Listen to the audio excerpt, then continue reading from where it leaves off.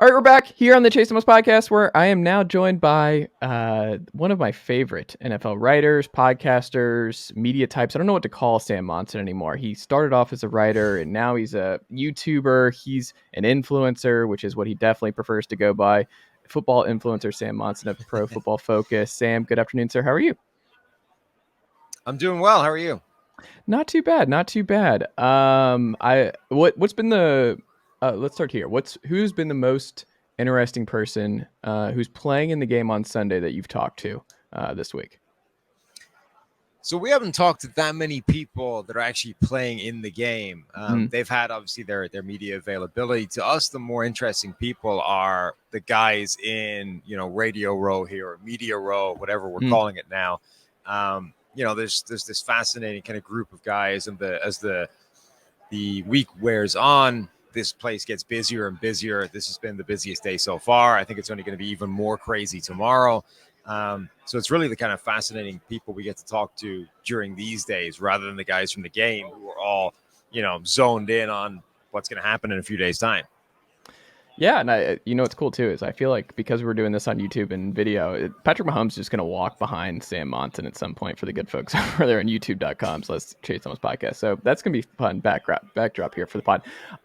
The reason the Eagles get blown out in the Super Bowl will be what, Sam?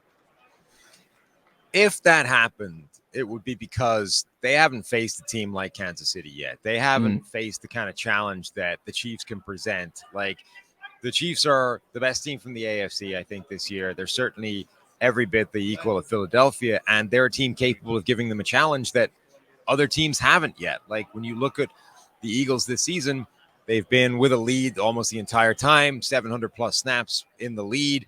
They just haven't been punched in the mouth the way that Kansas City could punch them in the mouth. And we know what happens if that goes the other way, and Philadelphia does that to Kansas City. Like, they're perfectly happy playing a game like that in it with game script, down 14 points. It's nothing to them. I don't know that we know that Philadelphia is happy to bounce back from that kind of situation. On the flip side, the reason the Chiefs get blown out in the Super Bowl will be what? I mean, the Chiefs' problem is, Philadelphia is a really good team. I very much doubt that they get blown out. I don't really see that as one of the potential outcomes of this game. I think there's definitely a way that it could happen to Philadelphia if, the script gets away from them, if the score goes in Kansas City's favor early. I think that is a scenario that could come up. But I don't really see the Chiefs ever being just destroyed in a game like this. They're too good. They have Patrick Mahomes. They have Travis Kelce. They're way too capable of erasing a big deficit like that. And I really don't see that as an option. I like it. He won't win MVP, but you think this player will end up being the most deserving on Sunday?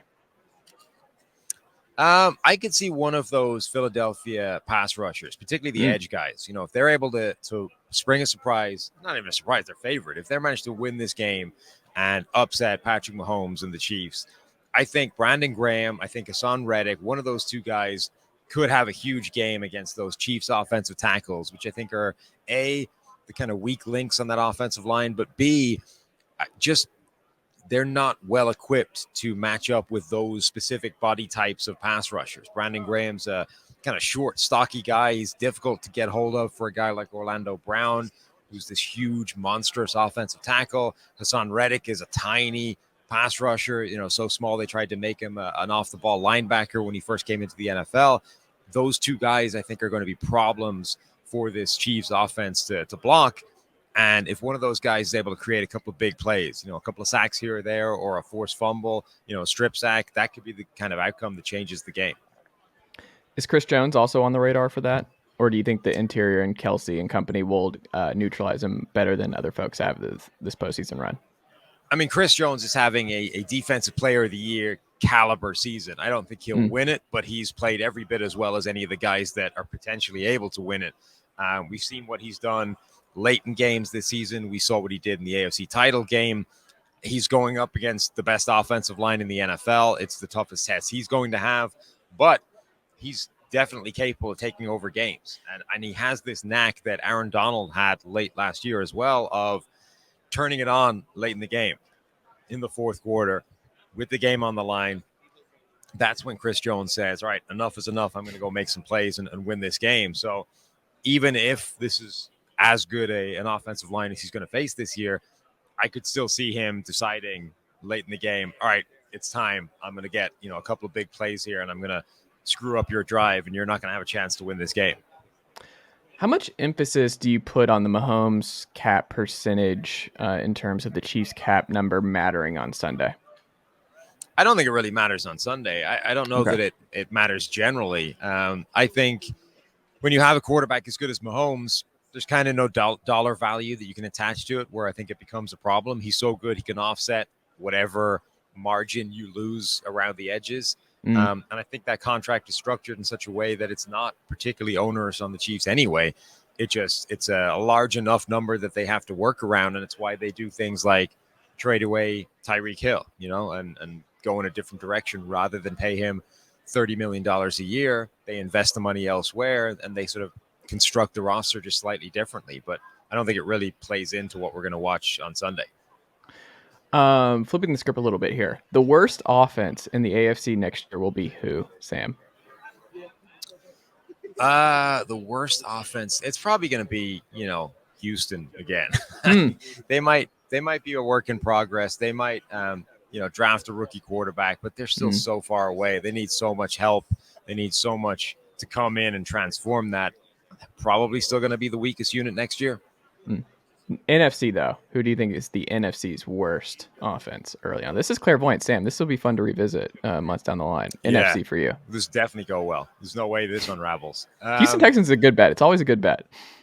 Yeah, just based off recent evidence. Yes. I think Chicago probably does enough to improve that group. Justin Fields, has the potential to kick on. I don't think they're going to be one. I mean, Green Bay would be interesting if they traded away Aaron Rodgers, and they turned to Jordan Love, and that didn't work out. I could see that happening. The Cardinals, actually, now that I think about it, are probably the most likely one, because they're going to be without Kyler Murray for most, if not all, of next season. They don't have a coach, yet to fix that on the right track. They've lost a lot of talent along the way. I could see that group struggling pretty badly. Do you think by early next week, if they don't have a coach, Steve Palazzolo gets a call from Arizona? Is he in the running here? I think he's only interested in GM jobs right now. I can ask him, Steve, you're not in the running for head coach jobs. You're just a GM? No, just GM. Just GM. What about you? What if you get a call? Like, say, the Arizona Cardinals, you're like, yeah, let's see. I can fix this. I mean, I'm going to need to know the specifics on the guaranteed money before I'm going to accept the job or not, because I can run an organization to the ground pretty quickly to get those 5 years of payout at the end of it, just live on a beach for the rest of my life. I could do that. There you go. I like it. Team with the most holes to plug via free agency this year is going to be who, Sam? I mean, I think there's a few of those teams, picking at the top of the draft that have very, very problematic rosters. Chicago needs pretty much everything. Houston needs pretty much everything. The Falcons need pretty much everything on defense. Like, there's a few of these teams that need to address a lot of their roster. And I mean, it's not going to happen in free agency. It's not the greatest free agent crop. It's going to take the entire offseason. It's going to take maybe some trades as well. But those are the teams, I think, with the most ground to cover. I was not expecting you to throw the Falcons in. Obviously, I'm a Falcons guy at Atlanta. And I guess more on defense. You have less questions on offense. It's just strictly a defense thing in terms of. And obviously, they have a question mark. Yeah, and they have a question mark at quarterback. But I think overall that offense is in pretty good shape. One playoff team this year who will not be back next year. Who do you feel the most confident made the playoffs this year that will not be back next year? I could see the Minnesota Vikings not making it next year. I mean, they dramatically overachieved this season. I think they were kind of found out as soon as they got to the playoffs. So unless they do something to kind of change the trajectory a bit, it wouldn't shock me at all if they got, the other end of luck and just didn't have that same kind of season at all. AFC, who do you think it is? I think most of the teams in the AFC are kind of taking care of themselves for long-term success. Actually, like, you could see Miami maybe not having the same kind of joy next year. But actually the AFC, I think a lot of those teams are going to be back again. Yeah, I think Baltimore's always volatile, right? Like whatever happens with Lamar, they could easily flip out of that, and seeing Sure. what the Steelers look like next year, and that's just and then the Cleveland Browns just being a huge what if. We'll see what that, because if Deshaun, it looks like he did down the stretch here next year for all of next year, then that's just that. Oof, that's a rough situation. Your favorite final two here for you, Sam.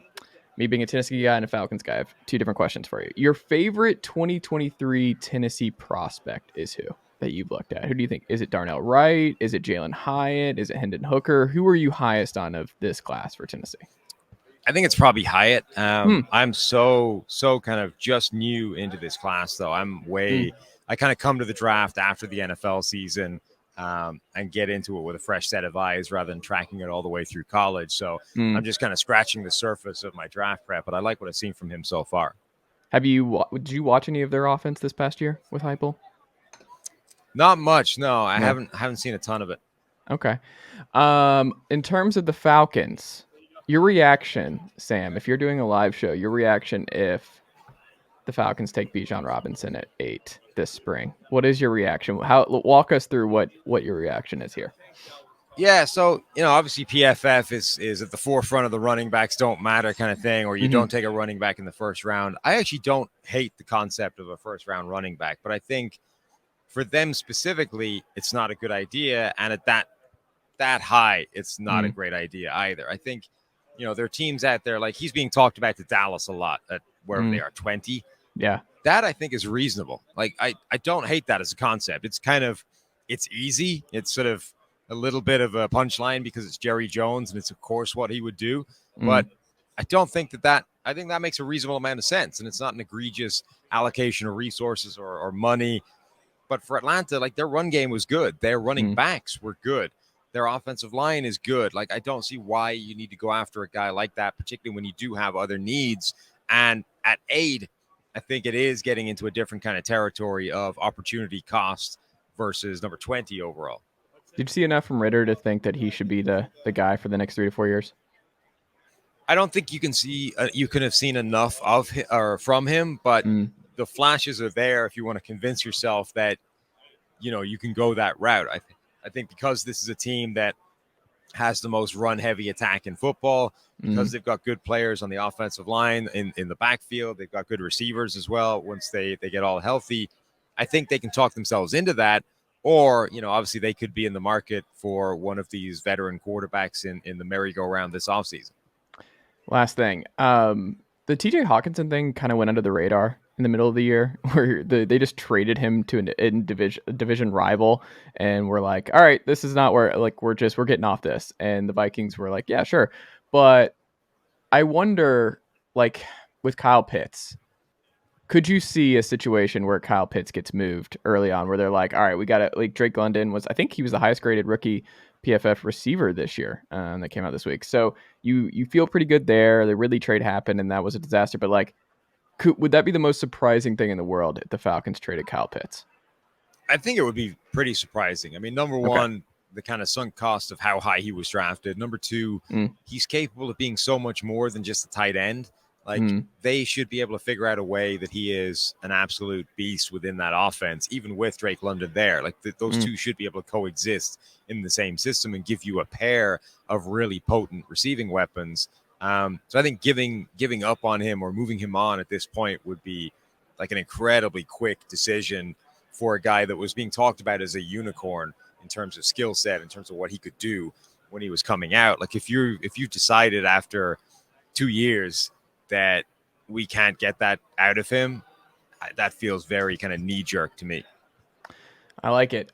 Sam, thank you so much for making the time this afternoon. I greatly appreciate it. Always great checking in with you and learning from you with all things NFL. So go listen to Sam and Steve over on the PFF NFL show. It's great. YouTube.com, all that good stuff. Like and subscribe. Check out PFF.com. Become a subscriber and all that good stuff today. Keep up the great work, my friend. Enjoy the week, and we'll have to check back in again soon. No problem. Thanks for having me.